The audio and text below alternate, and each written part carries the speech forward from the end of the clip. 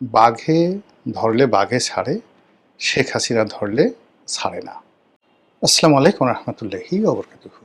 সম্মানিত দর্শক, শেখ হাসিনার দেশে ফেরার যে ঘটনা, তিনি দেশে ফিরলে কি হবে, আর তিনি আদৌ ফিরবেন কি ফিরবেন না, এ নিয়ে আমার ব্যক্তিগত যে চিন্তা, এই চিন্তা আমি কিছুতেই দূর করতে পারছি না। আপনারা লক্ষ্য করবেন যে প্রতিটি মানুষ যখন আঘাতপ্রাপ্ত হয়, এটা শেখ হাসিনা নন, কিংবা তারেক জিয়া নন, কিংবা বেগম জিয়া নন, প্রতিটি মানুষই তার মধ্যে একটা প্রচণ্ড প্রতিশোধ স্পৃহা থাকে, কারোর মধ্যে কম, কারোর মধ্যে বেশি। আপনি চিন্তা করুন যে আমরা অনেক কথা বলি, কিন্তু বাস্তবে ক্ষমতা লাভ করার পর পৃথিবীতে খুব অল্প কয়জন লোক তারা তাদের যে শত্রু তাদেরকে ক্ষমা করে দিতে পেরেছিলেন। এর মধ্যে সবার আগে আসে মোহাম্মদ রসুল্লাহ সাল্লাহ সাল্লামের নাম। আর এর বাইরে রাজনীতিবিদদের মধ্যে ধরুন গাজী সালাউদ্দিনের যে ক্ষমার দৃষ্টান্ত ক্রুসেডারদের প্রতি, এটি এক অনন্য উদাহরণ। এর বাইরে যেটি হয় সেটি হলো, রাজনীতিতে কখনোই কাউকে ক্ষমা করতে হয় না, কোনো অবস্থাতে ক্ষমা করতে হয় না। এবং যখন একটা মানুষ একবার ভুল করে, সে সেই ভুলটি দ্বিতীয়বার রাজনীতিতে কখনোই সে মানে করতে চায় না, বা এটা রাজনীতিও সহ্য করতে পারে না। যেমন ধরুন তারেক রহমান সাহেব দেশে আসছেন, এসে তিনি বলার চেষ্টা করছেন যে তার সঙ্গে যে আচরণ করা হয়েছে, তার পরিবারের সঙ্গে, তার ভাইয়ের সঙ্গে, তিনি কোনো প্রতিশোধ নেবেন না। কিন্তু বাস্তবে কি তাই? আপনি গিয়ে দেখুন তো কী ঘটনা। তার মধ্যে সুরঞ্জিত সেনের সেই বিখ্যাত কথা যে বাঘে ধরলে বাঘে ছাড়ে, শেখ হাসিনা ধরলে ছাড়ে না। এটা একটা বিশাল রেকর্ড হয়ে আছে। তো এটা যে তার যে জিদ, শেখ হাসিনার যে জিদ, এই জিদকে স্বয়ং বঙ্গবন্ধু, যাকে বলা হয়, ভয় পেতেন। স্বয়ং বঙ্গবন্ধু ভয় পেতেন। তিনি বলতেন যে আমার এই মেয়েটা প্রচণ্ড জেদি। ফলে শেখ হাসিনা আসবেন কি আসবেন না, আসতে পারবেন কি পারবেন না, এটার 50-50 প্রকৃতির মধ্যে ধরেন। কিন্তু যদি তিনি এসে যান, যদি না আসেন তাহলে তো আমাদের কোনো সমস্যা নেই।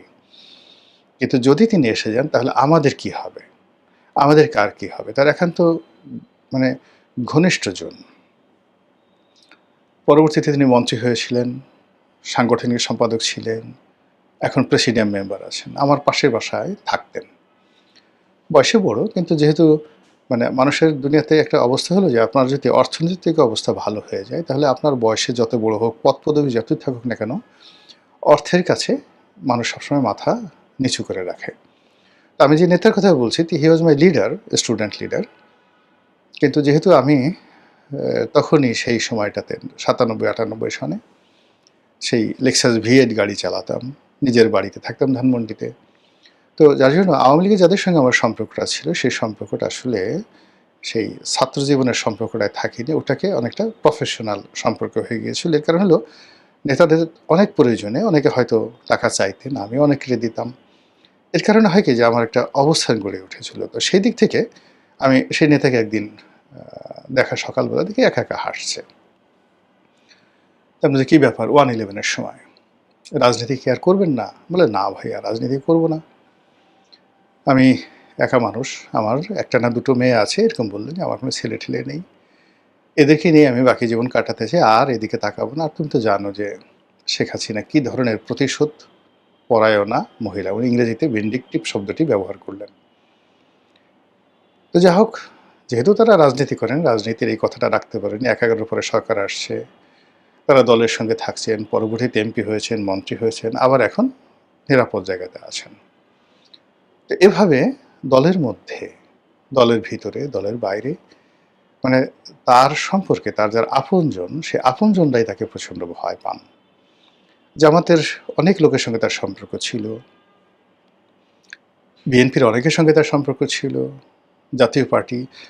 তিনি তার ক্রোধের জায়গা থেকে, রাগের জায়গা থেকে, ঘৃণার জায়গা থেকে একজনকে এক চুল ছাড় দেননি। ২ নম্বর হলো যে তিনি যে বিষয়গুলো প্রতিশোধ নিতে চেয়েছেন, তার সুযোগ হওয়া মাত্র সেই প্রতিশোধের একটা সিঙ্গেল জায়গাতে তিনি ছাড় দেননি। এলো তার বাস্তবতা। এবং তিনি যেটা করতে চেয়েছেন, ভালো হোক মন্দ হোক তিনি সেটা করেছেন। কাউকে ভালোবাসার দরকার, সে দুনিয়ার যত মানুষ খারাপ বলুক না কেন, তাকে তিনি স্নেহের যাকে বলে বন্ধনে আবদ্ধ রেখেছেন। একটা সময় আমাকে খুব স্নেহ করতেন। তা আমাকে স্নেহ করতেন কিন্তু পুরো আওয়ামী লীগের সবাই, each and everybody was against me. তিনি মাঝে মধ্যে অবাক হয়ে যেতেন যে একটা বাচ্চা ছেলে নতুন এমপি হয়েছে, আওয়ামী লীগের সেই সৈয়দ আশরাফ সাহেব থেকে শুরু করে সবাই দল বেঁধে কেন এই ছেলেটার বিরোধিতা করছে। তিনি আরও আমার প্রতি তার যে স্নেহ এটা আরও বাড়িয়ে দিলেন। শেষের দিকে যেটা হলো সালমান সাহেবের সঙ্গে যে ঘটনা, ওটা একটা দুর্ঘটনা ছিল এবং ওটা আমি হ্যান্ডেল করতে পারিনি। আমি জেলে গিয়েছি, ইচ্ছা করলে আমি জেলে অ্যাভয়েড করতে পারতাম, কিন্তু বয়সে তরুণ ছিলাম। তো যার জন্য আমার কাছে মনে হয়েছে জেলে যাওয়া বা একটু ঘাড় টাড়ামি দেখানো। কিন্তু এখন বুঝতে পারি যে প্রধানমন্ত্রী হলেই আসলে সবাইকে সব জিনিস করা যায় না, আর সবাইকে ফেভার করা যায় না সব সময়টাতে। এখন তারেক রহমান সাহেব প্রধানমন্ত্রী হয়েছেন, তার যখন তিনি প্রধানমন্ত্রী ছিলেন না, তখন তার একটা লিমিটেশন আছে। আবার এখন প্রধানমন্ত্রী হওয়ার পর তার অনেকগুলো লিমিটেশন রয়েছে। ফলে তিনি ইচ্ছা করলেই তার সঙ্গে কারো যে সম্পর্ক, সব সম্পর্ক তিনি ওন করতে পারবেন, সবাইকে ডাকতে পারবেন, সবাইকে অ্যাবজর্ব করতে পারবেন। এটা একেবারে অসম্ভব ব্যাপার। শেখ হাসিনার ক্ষেত্রেও এটা সম্ভব ছিল। ফলে আমার যে তার প্রতি কনসিডারেশন যে সবসময় তিনি আমাকে রক্ষা করবেন, আমার পক্ষে করবেন ইত্যাদি, ইত্যাদি, এই জিনিসগুলো আসলে ভুল ছিল। আমি কখনোই তার কাছে যাইনি। আমি চাইতাম যে তিনি আমাকে ডাকবেন। তো এনিওয়ে, যাই হোক, এখন যেটা হলো যে তার এই যে প্রতিশোধ গ্রহণ করার যে ক্ষমতা, এটি প্রবল, এটি ব্যাপক। এবং সবচেয়ে বড় ব্যাপার হলো তিনি কোনো অবস্থাতেই কাউকে কোনো উপকার করলে আর কাউকে কোনো বিষয় কারো দ্বারা ক্ষতিগ্রস্ত হলে ওটাও তিনি ভুলেন না। স্বয়ং এরশাদ সাহেব আমাকে একাধিকবার যখনই এরশাদ সাহেবের সাথে দেখা হতো উনি বললেন, হাতটা ধরে বলতেন, খুব স্নেহ করতেন, ও রনি, মানে শেখ হাসিনা নাম ধরে বলতেন যে ও এত খোঁটা দেয় কেন, কথায় কথায় আমাকে খোঁটা দেয়, এই আপনাকে এটা দিছি না, এটা দিছি না, কথায় কথায় সবার সামনে লোকজনের সামনে খোঁটা দেয়। এরপরে এই যে ধরেন ওনার দলের যারা নেতাকর্মী আছেন, যাদেরকে যে কাজটি দিয়েছেন, উপকার করেছেন, একটা কন্ট্রাক্ট দিয়েছেন, তিনি কথায় কথায় তাদের সবাইকে একেবারে লোকজনের সামনে খোঁটা দিতেন। এটা করে দিছি না, এই তোকে এটা দিয়েছি না, তোকে এটা দিয়েছি না, ইত্যাদি, ইত্যাদি।